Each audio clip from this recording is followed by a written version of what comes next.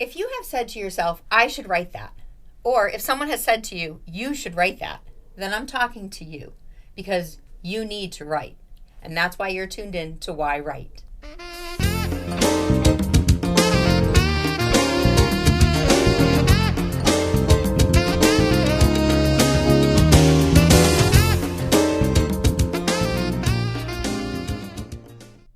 Hi, welcome to yWrite. I'm your host, Angela Grout, and thank you for tuning in for another episode of yWrite, where we're going to have conversations with writers about why they write.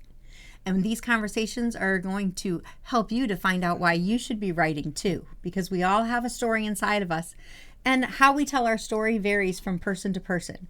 So today, I have a wonderful woman in here that has come in from Florence, Massachusetts. She has actually lived in Oregon and California and New Mexico, and she has done writing workshops in Jamaica and Guatemala and Wales, Ireland and Scotland. And I have the privilege of having her here in the studio.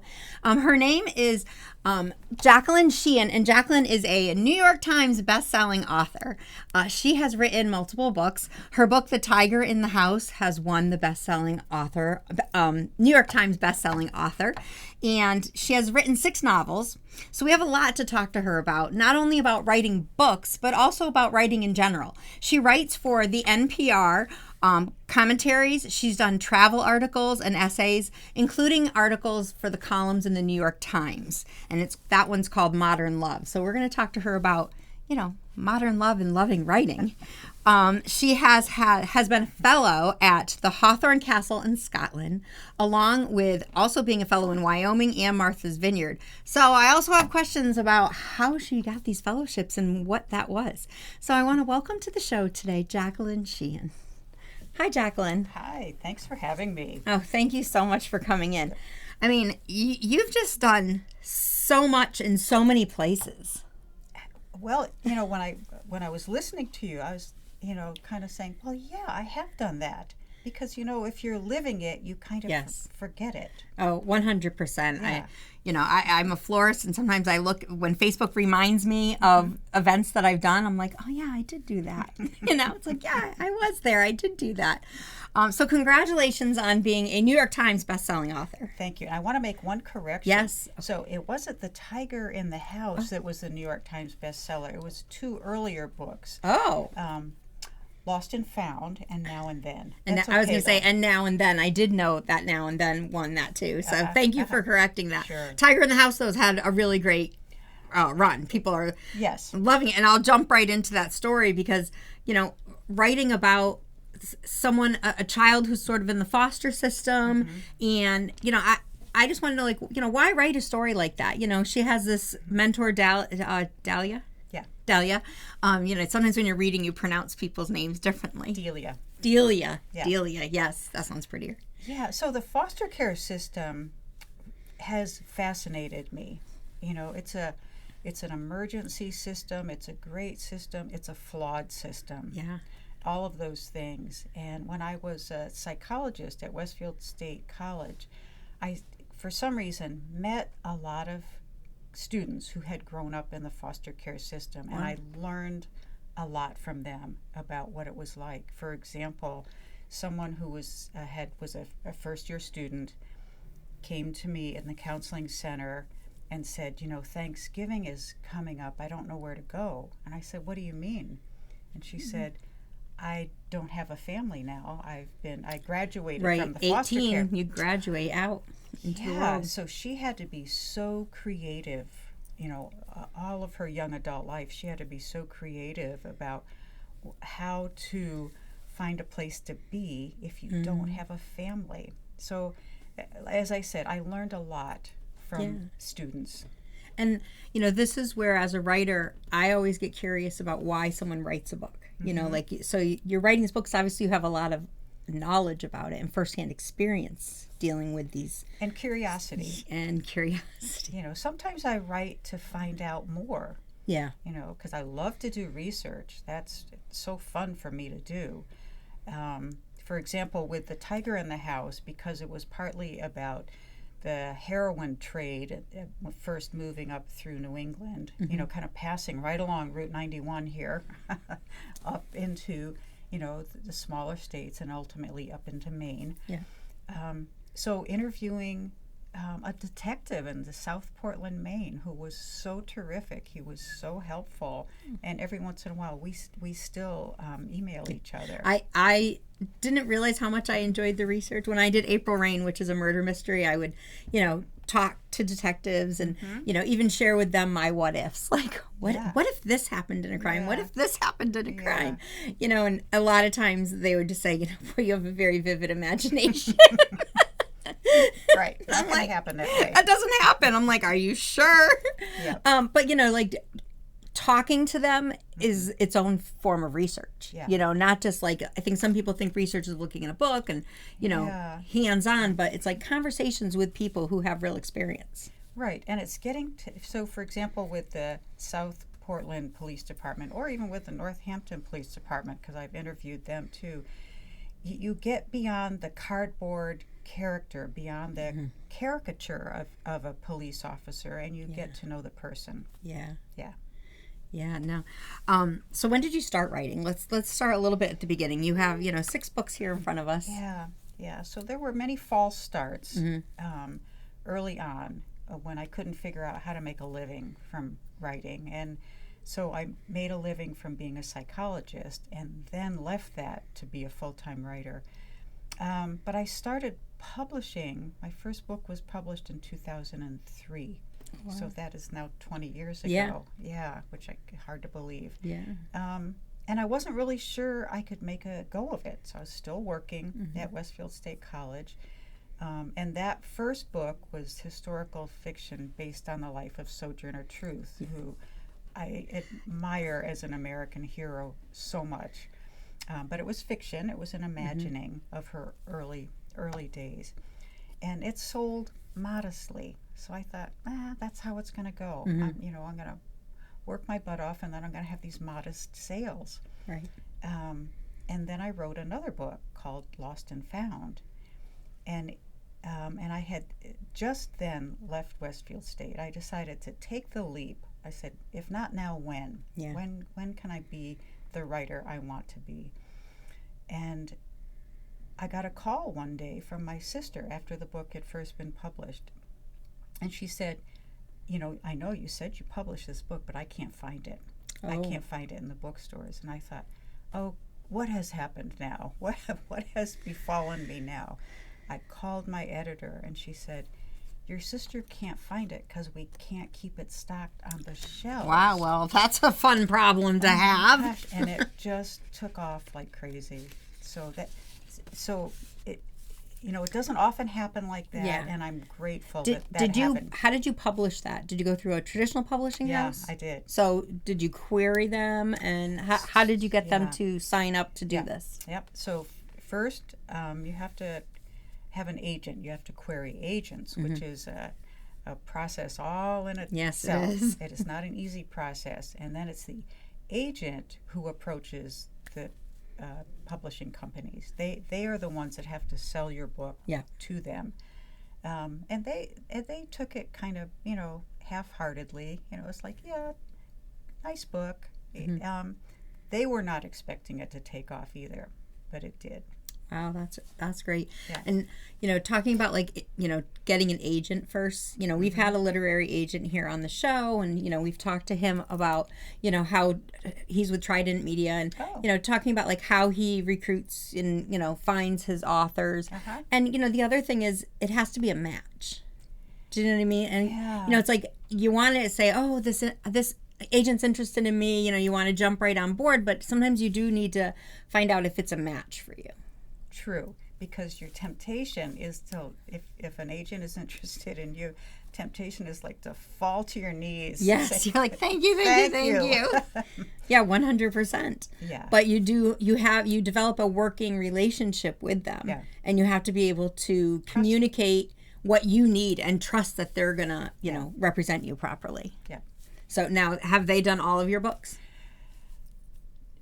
Almost all of them. Well, yes, I had one agent who did all of these. I'm not with that agent anymore. She's sort of moved on to a different area, more Canadian authors. So when you were with her, do you sign a contract with her that you are exclusive and most often I hear from writers, yes. She and I never signed anything, and we worked together for 18 years. Wow. Yeah. That's a great relationship right there. Yes. And, and that shows right in the beginning that you obviously meshed. We did. She, she was a high energy agent. She was started her own agency. She actually was at Trident Media for a while. Yeah. Look at that. Trident. We're on again. I know. That's a big place. Yeah. Yeah. And she worked hard. She was a hardworking agent. Oh, that's very interesting. Yeah. So I want to talk about all your books, but I really want to talk about your writing and the fact that you now you've taught writing because you were a psychologist at the high school. I mean, at the college, and now you started teaching writing classes. And when you're teaching a writing class, A, how do you prepare for them? And B, how do you take that class and end up going worldwide teaching it? So sort of locally, I teach at Writers in Progress in Florence, Massachusetts. Yes. Great place. And at the yWrite Writers Conference. And at the yWrite Writers Conference. So I really thought about how I wanted to teach. And I knew that there were things that I had to learn by myself because I was not trained as a writer. I was trained as a psychologist. And so I really went through many steps of learning, going to conferences, taking classes myself, learning the basics of the trade. So those are really the things that I try to offer when I teach writing workshops. For example, I'll just do one whole workshop on dialogue or one whole workshop on using senses. Incorporating those into the writing. And these are how you've tackled these novels? Yes. This is your process. Yeah. And plus letting people have a safe place to experiment and not be judged, when we're doing generative writing, when we're writing in the workshop. Yes. And that just matters so much. A place where it feels like you can write anything you want. You can write anything you want. Throw that critic out the door. Just whatever's the most loudest story you got, start writing it, and then adapt with the style. Yeah. We seem very similar in the way of wanting to share what we know, and not necessarily what we've learned from books, but what we've learned through experience. And I think for authors and for writers in general, it's helpful to learn these techniques because, everyone doesn't have, there's not like one perfect way to write a story, but there are ways to write a story that can make that story be a bestseller. So, and when people sometimes ask me, well, what kind of books do you write? And I've tried several different answers. Mostly it's, I like to tell a good story. I really like to tell a good story. It's what people have done forever. Oh, yeah. Forever. Before we had written language, people were still telling stories. Yeah. And it's what brings us together. It's what helps us understand ourselves better. It helps us be curious and be connected, not be alone. Yeah. I mean, I always say I write because I want to inspire and educate and entertain.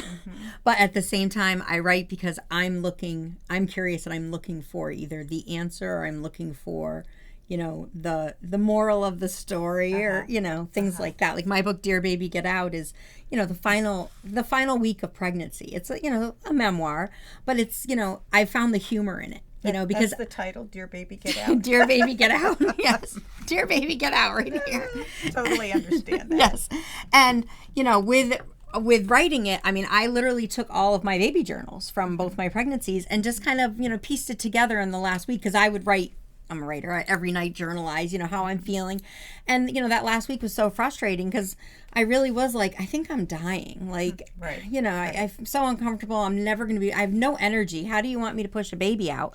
And, it's like writing this book and putting that together really let me see the humor in that last week, that now I could let go of the painful memories and things. Right. And I actually use not only the title of the book, but the moral of that story with writing groups.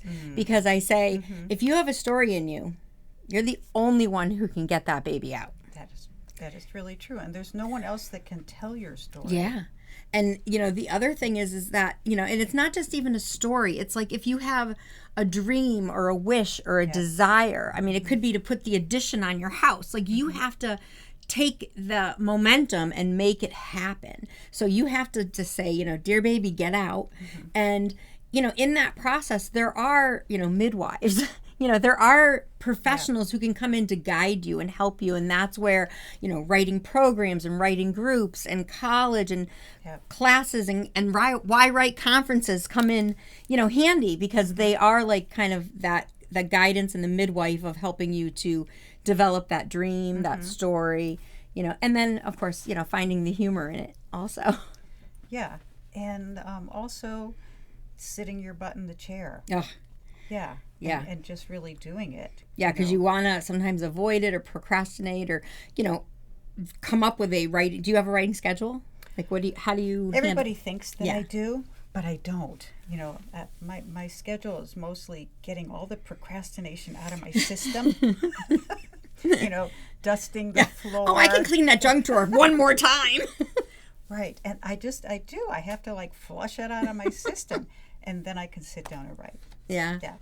No, I've even tried, I've had different writing process for each book, or if I'm tackling something for a magazine, if I do, because I write for a magazine, when I have that, I have my deadline, so I have my process for doing those things.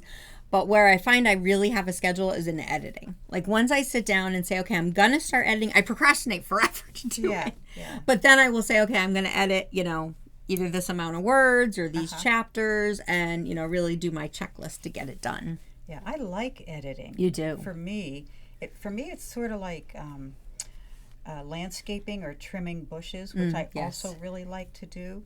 And but once the whole story is out, it's so much easier to edit. Yes. No, I 100%.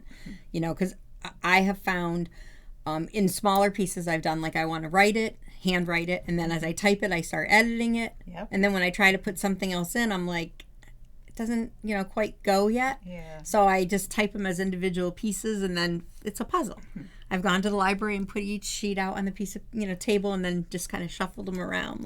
Yeah. How does it go? When I go on fellowships or writing retreats by myself or with a few other people, I do that same thing. I print out a hard copy of the work in progress, spread it out on a table, and then start moving it around. Yeah. I always think about Emily Dixon or the people who wrote when there wasn't a computer. Yeah. Because a lot of times they wrote, it was first draft done. Yeah. You're typing, do. And when you're printing the papers now, when you print them, I say, wow, I feel more accomplished because now I see physically what I've done. Yeah. Yeah. When a number of years ago, I taught writing workshops at Ludlow Jail, and that was when women were still there. Yeah, and you worked on an anthology, right? I did. Yeah. Yeah. I did want to ask about that because I saw that it was called Women Writing in Prison. Yep. And so tell us about that. Yeah. So I had never been in prison. I didn't know anybody who was in prison. I had no idea. You were visiting? No. You were in prison. I'm joking. What? I go, you were instructing at the prison, right? You weren't doing time. I was not doing time. No, I was free to go after the class was done. But we were teaching a 10-week course about writing. Okay. And so some of these women had not progressed past 8th grade. Some had progressed past high school. And some had college education under their belt. But the thing that always stayed with me the most was when they had the freedom to write their story. They were amazed. And then what we would do, so, these women were writing out longhand during the 3-hour class or whatever it was. My partner and I would go take all those pages, we would type them up, and then hand them back to them the next week. And they were free to edit them and change it as they wished. But I do remember one woman, the first time she ever saw her words typed.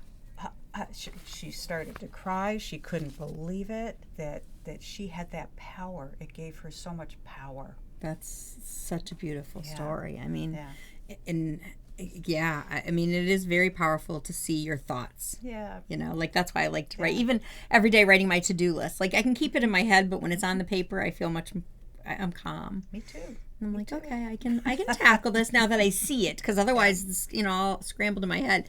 I would love to say to someone, here's my handwriting, type it all up. Yeah. How did you decipher handwritings? That must have been difficult. No, for some reason it was not difficult. If we had trouble with a particular word, which almost never happened, we would kind of write what we thought they had spelled and then check with them. Yeah. To see if that was true. Oh, that's cool. And sometimes they would make up words, which were not grammatically correct, but oh my gosh, the word, it really worked. Yeah, I did I did a monologue class, and we, hand wrote, and then we were all turning our papers over to someone else to read it. And it was a wonderful process, but I happened to get someone who I could not decipher their handwriting at all. It was beautiful. It was cryptic. It looked Shakespearean. And I was like, I can't read this. And then they passed around, nobody could read it. So he had to read his own monologue. But, that was fine. But I just remember thinking back to that day, how sometimes it is hard to, scribe someone else's words when you're doing it from paper as opposed to when someone's verbally telling you their story. Right. So I want to talk a little bit about these fellowships. Yep. Tell us what a fellowship is, how do you get it, and how do you travel all around the world and you're living there? Yeah. So, for example, the first fellowship I was ever awarded was in Scotland, and it's this place called Hawthorne Den Castle. And if any of you who are writers who are interested, I really urge you to look them up and apply, because it's a castle.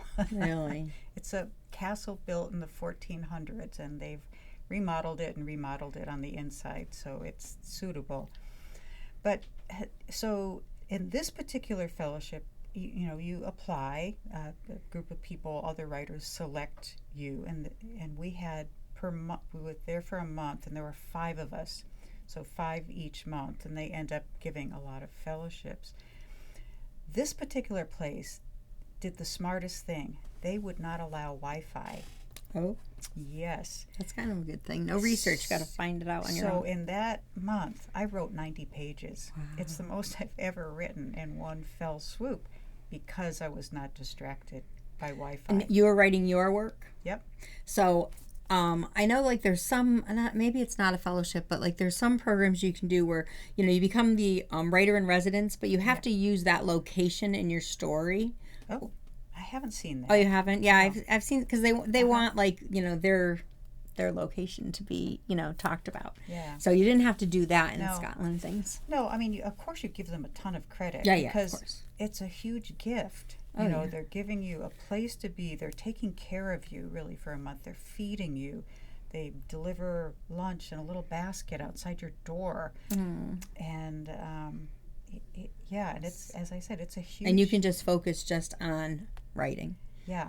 Yeah, that's beautiful. And it's very hard to procrastinate in a castle, I found. I mean, I couldn't do my usual tricks. Right. Yeah, when you're out of your, I've sometimes had to, leave my house to get work done. Yep. Make myself an appointment in the library study room or wherever and say, okay, because you're right, you're home, you hear the dryer go off or the doorbell ring or the phone ring or the dog's barking, and it can get you out of that moment. Yeah. I often go to libraries. I go to sometimes Smith Library, local Forbes Library, Lilly Library. I used to go to cafes, but they're noisier now. Yeah. So Yeah. I mean, sometimes I'll go to a cafe or to a casino to start getting a little bit more description on a character. Mm-hmm. Like, okay, just people watch for a minute. Yeah. So, but for people who are writers, I really urge writers to look up fellowships. Yeah. Some of so them how long are the fellowships? I see, like, there's year-long ones, there's 1 month ones. Yeah. So the ones that I have seen are anywhere from 1 week to like 6 weeks. Okay. I think there's some out in Provincetown that are very long. They're like months long. But it's you're dedicating your time and space and everything to writing. You're making such a commitment, and you've either driven there or flown there. You don't mess. Most people don't mess around when they get there. I love that. Yeah, I'm going to be looking that up. I don't know if you are, but I'm going to be looking that up for sure. So I'm like trying to look at my notes real quick because I see the timer. I usually don't always look at the timer, Okay. but I have so much more I want to talk to you about. So you went to a publisher to publish the books. Yep. You set up some sort of writing schedule, even though it's changed or things like that. Do you handwrite? Do you type? I do both. I love to handwrite. There's just something about it that I really love. And there is quite a bit of research that says it connects us with a different part of our brain when we handwrite. Yes. We're more connected to that word, to that thought, to that character. 100%. Yeah. But of course, I have to be a little bit more productive and also type on my computer. So if I'm on a deadline, I will almost always just work on the computer. If I'm writing, I have several groups that I'm part of. I have a generative group, and we write for once a week. We get together and we write for about an hour. That's nice. I always do longhand. For me, it's just pleasurable. For other people, what do you do with your torture. longhand after you type it up? I type it into the computer. But what do you do with the papers after? The handwritten papers. Oh, I'm embarrassed. This is where I'm struggling. Yeah, I have several shelves. I'm struggling with getting rid of things. What's going to happen with them? I know. I go, why am I keeping all of these things? I've typed them up. They're in the computer. I printed them. Yeah. And I just can't seem to let go of the handwritten stuff. I mean, if I print it and then I do the editing, once I do the editing on the paper, I'll rip up the paper. Mm-hmm. But not the original. I know. Isn't that weird? Yeah, I'm like, and the original's not as good as what the finished product is. Like, but it's right here. We're more attached to that handwritten original piece. Because all the energy just get poured in. Yeah, it's like a baby. Yeah. It's like a baby that just came out. And you protect that baby for so long. Like, for me, I don't really share what I'm writing while I'm doing it. And then when you publish it, there's, especially like my first book, An Angel's Journey, there was a lot of anxiety with pushing that baby out. Because you have full control over it, and now you can't control how someone's going to interpret that book, interpret that story. Yep. It's not even so much judging the story of, this is New York Times bestseller worthy or anything. Yeah. It's just a matter of how they're going to relate to that story and how they consider you as the author of the story later. Yeah. So can I quickly just show your books here? We have The Tiger in the House, which we know we've already. I'm going to hold them up. You tell us a little bit about them. Tiger in the House is the most recent. It's the one that takes place in New England up and through Maine with the heroin traffic and with a little foster girl. Yeah. And then you have Picture This, which is just like the cutest cover. This is one of the books set on Peaks Island, Maine. It's a follow-up to Lost and Found, which was the first one set in Maine. I know. I should have put them all in order here, but that's okay. They're not. And then The Center of the World, which, Yeah, The Center of the World has to do because I ran a lot of workshops in Guatemala and got to know some of the Mayan people a little bit and learned about their, 35-year civil war, really, that they suffered terribly from it. So I crafted a story around that. And you know what I love about it is that, taking a historical, real life event and turning it into a fictional story so that the history can be understood, but, there's a little nicer entertainment in it. Yeah, Yes. it's the benefit of historical fiction. Yeah. And then we have Lost and Found, which, there's a little theme on some of these covers. I'm going to ask you Yeah, in a second. yeah. So this dog, by the way, came in kind of halfway through writing this book, and I thought, oh, do I really want a dog as a character? This dog took over. I'm telling you, this dog totally took over, and I'm glad he did because people love him. Yeah. What's his name? Cooper. Yeah, because here's the theme. We have yet another dog. 3 books with 3 dogs. Yes. 3 different dogs, too. They're not the same. Irish Wolfhound. Yeah. That was a black lab. I love black labs. Yeah, they're beautiful. But Irish Wolfhounds are an ancient breed. And this is a book really about time travel, but it's also about fathers and sons in the Irish lineage sort of feeling cursed that there's too much of a battle between fathers and sons. Yeah, I mean, it's just, even as you describe each one, I see what a great storyteller, like just that little brief tell a story. And then we have the Comet's Tale, of course, which is your first. Yep. And this is the novel about the Sojourner's truth, which, is the inspiration behind this whole book. Yep. So, and that's, why I like to host this program, yWrite, is to find out, the why behind We Write, like what the inspiration is, what the passion is, what the process is of, writing. So I thank you so much for coming on. Thank you for your great questions. Thanks. So tell my audience, where can they find more information about you? Where can they buy your books? Where can they take your classes? So you can go to my webpage, JacquelineSheehan.com, and you will see, you can sign up for a newsletter that I put out quarterly.